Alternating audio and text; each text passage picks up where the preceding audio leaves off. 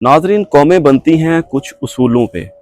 हर मुल्क, हर रियासत का कोई ना कोई ऐसा उसूल लाज़मी होता है जिस पर वो पूरी रियासत और उसके जो कवायद हैं, जो उसके कवानीन हैं, वो सारे उसके इर्द गिर्द घूमते हैं। पाकिस्तान जब से बना है, पाकिस्तान के दो सबसे ज़्यादा मजबूत एजेंडे थे, जो कि हमेशा यूएनओ में भी और पाकिस्तान की किसी भी डिप्लोमेटिक मीटिंग में या किसी भी इदारे में जब भी पाकिस्तान जाता था, तो इन दो जो फंड, इनके जो बेसिक सबसे ज़्यादा स्ट्रॉन्ग जो इनके हाथ में पॉइंट्स होते थे, वो ये दो होते थे। सबसे पहले कश्मीर का मसला और दूसरे नंबर पर फ़लस्तीन का मसला। दुश्मन ममालिक ने हमेशा से इन दोनों एजेंडों पर पाकिस्तान को डिस्टर्ब करने की कोशिश की है। उन्होंने मालो मता दे के भी इनको इस एजेंडे से हटाने की कोशिश की। इसके अलावा डरा कर भी इनको इस एजेंडे से हटने की कोशिश की। लेकिन पाकिस्तान अब तक कम अज़ कम 77-78 साल तक तो इन दोनों मामलात में डटा रहा, और किसी न किसी हद तक सियासी अगर हुक्मरान गलत ट्रैक टी ट्रैक होते थे, तो फौजी हुक्मरान उनको इससे राह रास्त पे ले आते थे। कभी पाकिस्तान की खुफिया एजेंसियां उनको इस राह रास्त पे ले आती थी। लेकिन जो 2025 में मामला हुआ है इसराइल के हवाले से, जो उन्होंने ईरान पे पहले हमला किया, फिर उन्होंने कतर पे हमला किया, और उनका हमास के साथ जो मामला चल रहा है वो तो बदस्तूर चल ही रहा है। तो इसमें पाकिस्तान का किरदार बहुत ज़्यादा कलीदी रहा है। पाकिस्तान सऊदी अरब के मामले में भी पेश पेश था, कतर के मामले में भी पेश पेश था, ईरान के मामले में भी पेश पेश था। पाकिस्तान ही एक ऐसा मुल्क है जो कि इसराइल की आंखों में आंखें डाल के उनके साथ बात करने की हिम्मत भी रखता है, और इनके पास इस कदर ताकत भी है।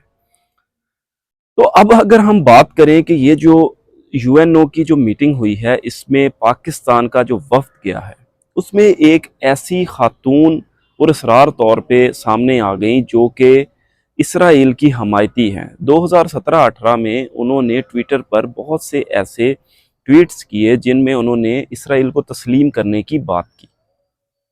लेकिन उस सब के बावजूद वो इस अहम मीटिंग में, क्योंकि ये मौका ऐसा था कि जब पाकिस्तान डायरेक्टली इसराइल के बिल्कुल आमने सामने था, तो इसराइल के पास इस चीज़ का कोई जवाज़ नहीं था कि वो पाकिस्तान की भरपूर मुखालफत करे। लेकिन उसके बदले में पाकिस्तान को भी ऐसा ही करना चाहिए था, लेकिन उसमें ऐसी पुरस्रार किस्म की शख्सियात का होना एक सवालिया निशान है। ख्वाजा आसिफ साहब से जब ये पूछा गया कि ये खातून कौन है, तो उन्होंने इनको पहचानने से इनकार कर दिया।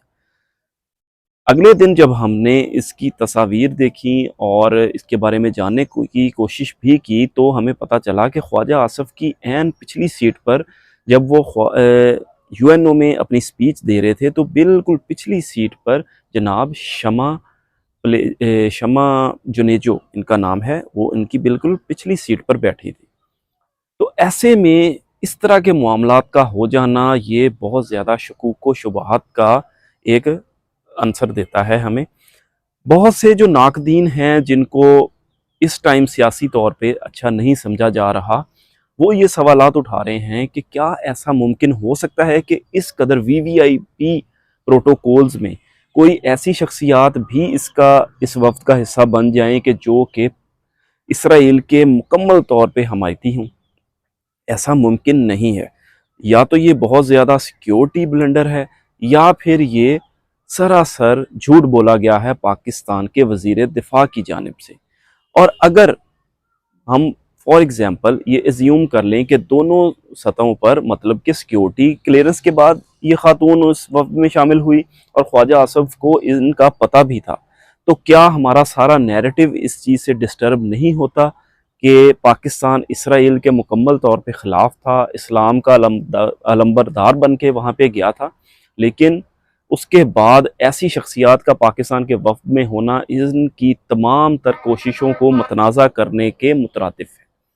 पाकिस्तान एक ऐसा मुल्क है जो कि फ़ौजी लिहाज से बहुत ज़्यादा स्ट्रॉन्ग है, और इस्लाम में अगर देखा जाए तो पाकिस्तान की जो इस कदर है, वो उसकी मेन वजह भी यही है कि पाकिस्तान फ़ौजी लिहाज से बहुत ज़्यादा बेहतर है। तो اگر پاکستان کی طرف سے اس طرح کے بلنڈر ہوں گے تو مسلم ممالک میں جو پاکستان کی ریپیوٹ ہے، اور پاکستان کی طرف جب کمزور ممالک دیکھتے ہیں تو پاکستان کا اس طرح کا جو اقدام ہے وہ تمام لوگوں کے لیے مایوس کن ثابت ہوگا۔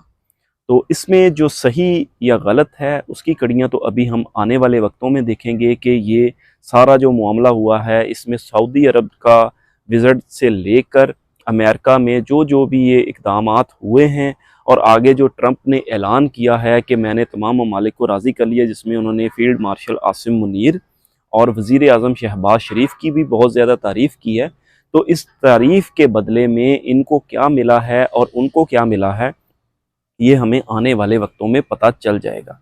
تو آپ میرے اس چینل کو ضرور سبسکرائب کریں۔